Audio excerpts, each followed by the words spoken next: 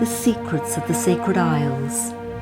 Britain was once called the Sacred Isles and was known to be a land of ancient wisdom. As a reminder of this are the numerous sacred sites that are scattered throughout these islands, some of which date back 5,000 years. 2,000 years ago, we know that the Druids were the protectors of this land, and they were mystics, seers, healers, mathematicians, who shared their knowledge through the great mystery schools of that time that drew people from all over the Mediterranean, including Yeshua, Jesus, who came here as a child and later to study and share his wisdom. One such school was in Fortingall, Scotland, where a yew tree grows that's 5,000 years old, a living legacy of our past. And nearby is the sacred mountain of Schiehallion, thought by some to be the axis mundi of the world. Another mystery school was on the Isle of Avalon, or Glastonbury as we know it today, with its mysterious tor and labyrinth that encircles it 7 times. These sites were situated on leys, pathways of energy, so that they could be used as a means of communication, as light is a carrier of information. One hugely significant ley comes from Ireland, arrives in Cornwall, where it passes through the whole stone of Menontoll, then carries on through sacred sites in France, Italy, Delphi in Greece, until finally it arrives at Mount Tabor, near Galilee, Yeshua's homeland and place where he imparted his most sacred teachings. So not only was there a physical connection between Yeshua and these islands, but also an energetic one. So why has this ancient wisdom been lost and forgotten over the years? This is the question I explore in my novel, The Mystery of Martha, that follows the story of 2 women who lived 2,000 years apart. Martha of Bethany lived with her brother Lazarus and sister Mary Magdalene in Bethany, where they often were visited by Yeshua. This place has been kept as a sanctuary since the 3rd century and is now cared for by Franciscans. It is an oasis of calm and tranquility with different chapels, some like grottos. And from here, Martha would have walked over the Mount of Olives to Jerusalem, and her first sight as she crossed the ridge would have been the temple dominating the skyline, where now stands the magnificent Dome of the Rock. In the old city of Jerusalem, the streets are still narrow, with stalls selling everything from toiletries to prayer mats, and women sitting on the ground, selling herbs and vegetables. However, Jerusalem has been the site of religious, political, and territorial conflict for hundreds of years.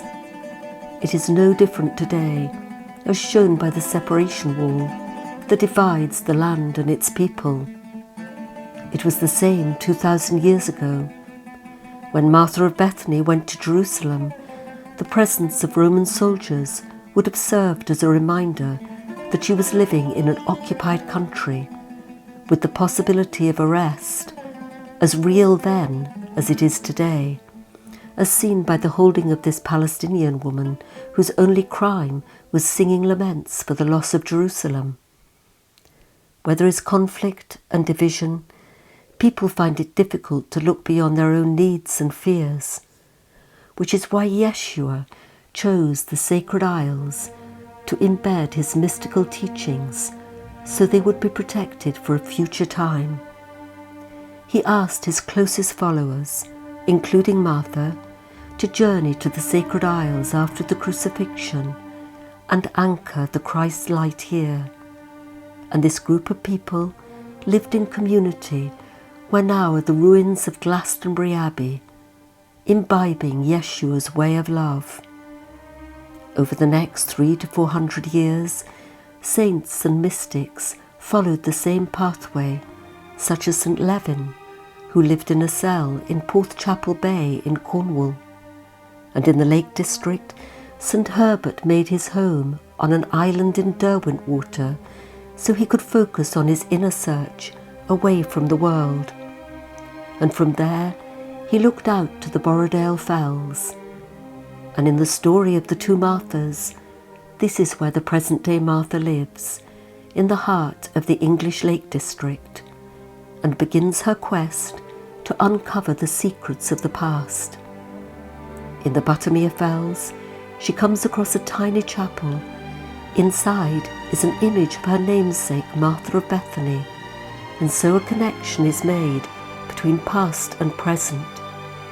She then discovers the original Aramaic sayings of Yeshua that reveal his mystical teachings, and within the landscape of the Sacred Isles, Martha uncovers sacred keys that point the way to timeless truths that were embedded here 2,000 years ago, that enable her to find her way out of the darkness into the light and transmute fear into love.